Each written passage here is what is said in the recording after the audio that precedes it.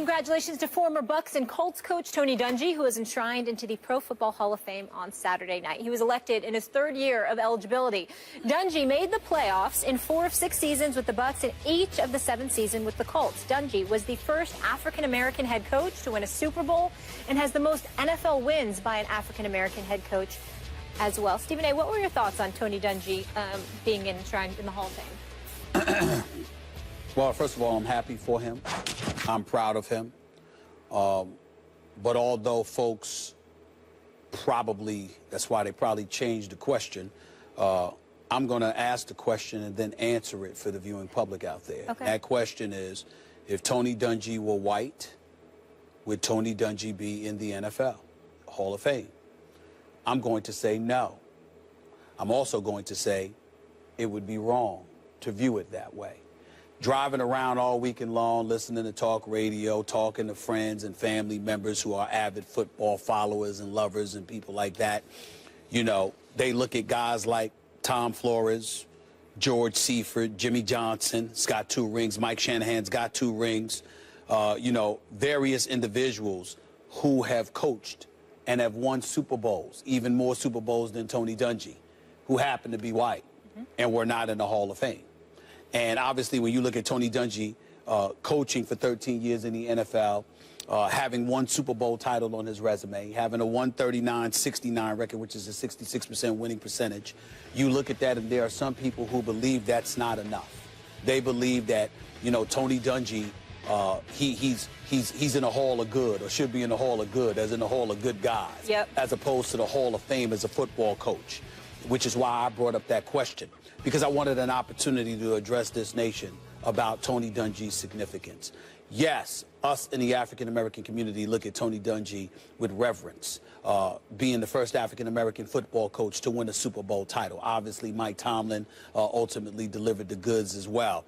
But let's be clear about something that's incredibly important here. We want to walk around in today's society and act like we've evolved so much that when you are black, you still don't have to do twice as well to get half as much. The fact of the matter is a vast majority of African Americans in this country feel exactly that to this day. And so when you consider that and you think about what Tony Dungy had to go through to get to a point where you win a Super Bowl championship, what I would say to all the radio hosts and television hosts and pundits and commentators out there, I understand that everybody appreciates Tony Dungy. Everybody appreciates him as being a wonderfully good guy. What you're not giving him enough credit for is the perseverance that he exercised en route to the excellence he ultimately achieved. This is a man that was a starting quarterback in college football at Minnesota for 3 years. This is a man that led the school in completion, passing attempts, passing touchdowns, all of this other stuff. He went undrafted in 1977. He got picked up by the Pittsburgh Steelers. He wasn't allowed to play the quarterback position. He had to switch to safety. And even though he was only in the NFL for 3 years as a player, one of those years was their '78 Super Bowl championship when they beat the Dallas Cowboys, okay? That particular year, there was a particular individual by the name of Tony Dungy who actually led the Steelers in interceptions. He had 6 that year, okay? Then he goes to the coaching ranks. He's a defensive coordinator in Pittsburgh from '84 to around '88. He ultimately loses his job, ends up landing in Kansas City before becoming a defensive coordinator. I believe it was in Minnesota. Then he lands a head coaching job in Tampa. And no disrespect whatsoever to the great John Gruden, because John Gruden knows his football. John Gruden was a hell of a coach. John Gruden proved himself on the coaching level in the NFL, and I'm proud to call him a colleague here at ESPN as an analyst. But somebody paved the way for John Gruden to capture that Super Bowl championship in Tampa. That would happen to be Tony Dungy. That's one of the reasons why you have such a plethora of African Americans today that go off about Golden State and Steve Kerr. I'm here to tell you, Max, if you know anything about Steve Kerr, he's a good man. He truly is. He's a good man, and he's proven to be an outstanding coach. But if you're an African American, you can't help but notice that, damn, what he inherited was a pretty good situation, which Mark Jackson left behind. Those are the similar kind of things that people look at when they see what happened with John Gruden and Tony Dungy. That's just fact. So when you take all of that background into consideration, and then you look at the fact that Tony Dungy still stuck around long enough to persevere and to go through that terrain and to put in 28 years in the NFL and ultimately capture a Super Bowl championship, because our very own Bill Polian, another analyst here at this network, who's a Hall of Fame executive and a great, great man, I love him, he hired Tony Dungy and had him there, okay, in Indianapolis to position him to win a Super Bowl championship. I think I'm correct in that. If I'm wrong, I apologize, but I think it was Polian that brought Dungy there. So all of that background is what elevates the stature of Tony Dungy. So when you look at Tony Dungy as a Hall of Famer, don't just look at his record. Don't just look at him being a good guy. Look at the fact that this is a man that endured and withstood stuff that, if we're being honest, most white coaches have never nor will ever have to endure in the United States of America. Tony Dungy is just as close to reverence as you can get. He is a great, great man because he pounded the pavement, he withstood, he persevered, he conquered, he triumphed. That's what makes Tony Dungy great, for those of you out there who did not know. I was very happy to see him get into the Hall of Fame, and I think you did a very good job then of explaining the influence he had. By the way, I don't even remember if you mentioned Tampa 2 defense, yes, which he really, he instituted kind of systematically.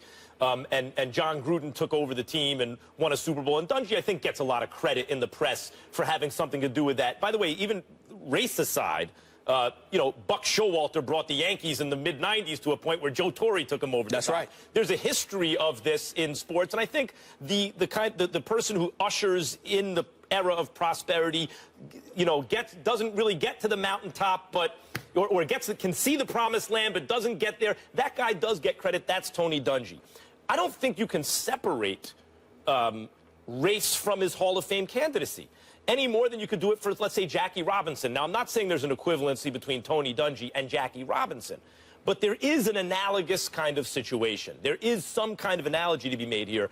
The first African-American coach in a sport that really didn't have proportional representation in the coaching ranks at all, to win a Super Bowl. Jackie Robinson, if you look at his career, he had a great prime, but he had a short career because he didn't get to the majors till late.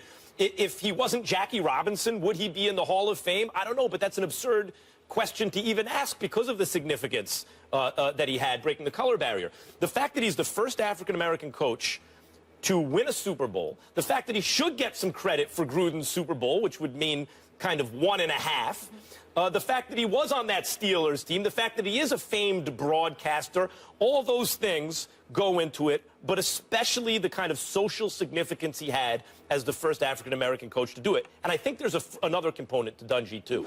I think it's an issue of karma. And when I say karma, I don't mean in a mystical sense. Yep. I mean in a secular, literal sense. Not just that what you put out into the universe comes back to you, but that the way you treat people. Yep. And I don't think he does it so that he's treated well. He does it because it's the right thing to do. But his philosophy in terms of the way he treats people, not just the players, but the people around him, has come back to him now. Is he a slam dunk Hall of Fame? Yes, he should be in. Well, I mean, here I'm admitting that the social significance adds to his candidacy. But the fact that he always treated people well, that everyone likes him, also doesn't hurt here, Stephen A. People want to do the right thing by him. That's fair. That's fair. And nobody's refuting that. What I'm saying is, listen, walking around listening to pundits and beyond, it's fair for them to ask that question. It's fair for somebody white who happens to be a pundit or a commentator to feel that way. Football players, football coaches, people like Jeff Saturday, who's about to come on here, and those like him who know far more about the intricacies of football and what it takes to be successful than you and I could ever hope to know. Obviously, they're going to feel a level of respect and deference to the great Tony Dungy because they get to appreciate his greatness in ways that we may not even see. But what I'm saying to folks out there who would ask the question, who would look at, a Tom Flores, who would look at a Jimmy Johnson, a Mike Shanahan, and others that say they're not in the Hall of Fame, but they won more Super Bowls than Tony Dungy, I'm trying to enlighten folks as to a different perspective. From that disenfranchised community that makes up about 13% of the American population, we view Tony Dungy differently in the respect that we recognize what he had to go through to get to the point that he got to, where his greatness would ultimately be appreciated. Some people might look at him and they may say, he's a football guy. That's what we see. He's great. He did a great job. And you might stop there. But if you're a member of that community, you're going to be sensitive to the road he had to travel to get to that point. Because that's what a lot of people in our society, particularly from disenfranchised communities, want other people to see.